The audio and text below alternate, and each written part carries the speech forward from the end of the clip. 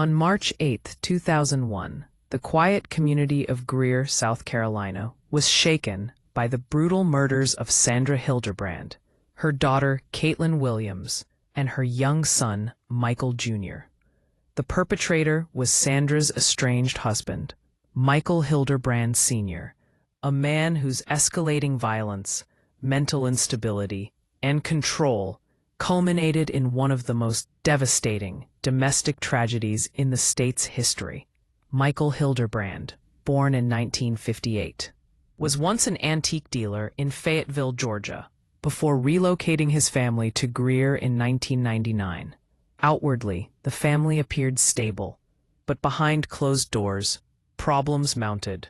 Sandra confided to friends and customers that she lived in fear of her husband, who was described as unstable, violent, and unwilling to take prescribed medication for bipolar disorder. By early 2001, Sandra had begun divorce proceedings and sought a protective order, telling the court that her husband was verbally abusive, physically aggressive, and posed a threat to her and her children. She admitted she feared he would kill her if she pursued legal action. Sadly, her fears proved tragically accurate. On March 5, 2001, just hours after Sandra obtained the protective order, Michael returned to the family home.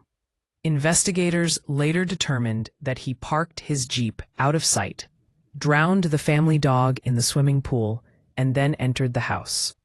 That evening, he shot his wife and 2 children as they slept. Sandra was shot multiple times in the face and head. Caitlin was shot once in the head.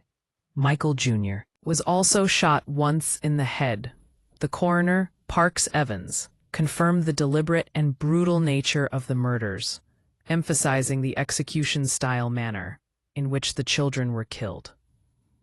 In an effort to conceal the crime and buy time, Hilderbrand called Caitlin's school and Michael Jr.'s daycare the next morning, claiming both children were sick and would return later in the week. He then purchased a 9mm handgun and drove to Virginia, near the residence of his ex-wife in Reston. Police believe he intended to make her his 4th victim. Meanwhile, back in Greer, Sandra's attorney, Henry J. Mims, became alarmed when she failed to appear for a scheduled appointment. His concern prompted deputies to check the family home twice.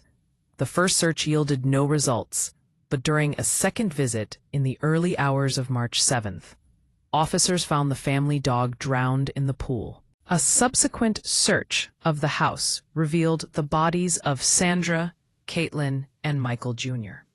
That same day, authorities discovered Hilderbrand had attempted to destroy the couple's antique shop.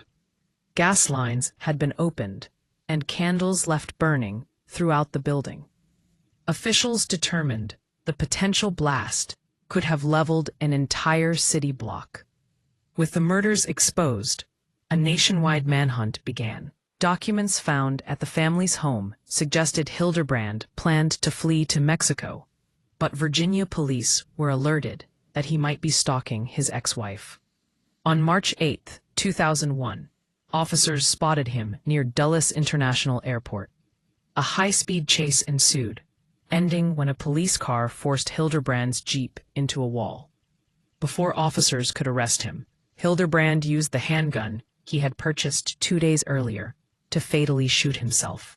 Court filings, family accounts, and witness testimony reveal numerous warning signs. Sandra had confided that her husband would kill her if she filed for divorce. Friends noted her growing isolation as Hilderbrand erased phone messages, intercepted mail, and cut off her connections to loved ones. Sandra had even made plans to move with her children to Oklahoma, but her attempts to escape came too late.